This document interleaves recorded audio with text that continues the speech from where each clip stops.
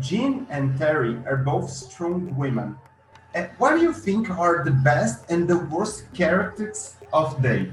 For Jean, I think the best characteristic is that she's determined. She has incredible drive.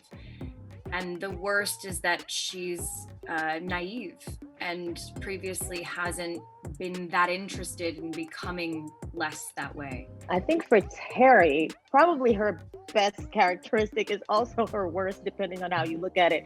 I mean, I think what's really wonderful, what attracted me to her is that she doesn't say very much in words. You know, a lot of things are conveyed just through a look or a moment.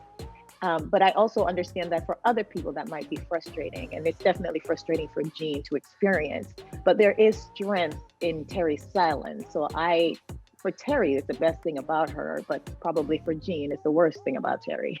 And do you agree that I'm Your Woman is a film about being a woman, being a mother in a cruel and violent world? I think it's about reclaiming that identity for yourself. It's about each woman in this film, between, Jean and Terry, reclaiming the idea of what it means to be a woman and whose woman you are. For Jean, that held a very different connotation prior to meeting her in the film than it does at the end. It's weird. It's interesting that it's I'm your woman, right? Because I think for me, I read that as I'm my own woman. The your is me. I'm Your Woman is a drama or a road movie or a mix between the two styles? I think it's a mix. I think that, the crime dramas of the 1970s that inspired the film were so car focused. And so I love the idea of the car being this symbol throughout the film. It takes her to safety. It also puts her in danger.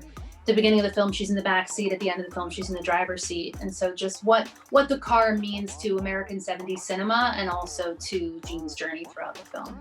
So a mix of both. Do you agree that the real villain, the real bad guy in this movie is Eddie? Yes, and I think what Eddie represents, that white male dominance that is such a massive part of American culture and American cinema and American history that, starts to break apart when things don't go according to plan and the women and the people of color have to find their way out of that mess that he's created. How do you define Carl?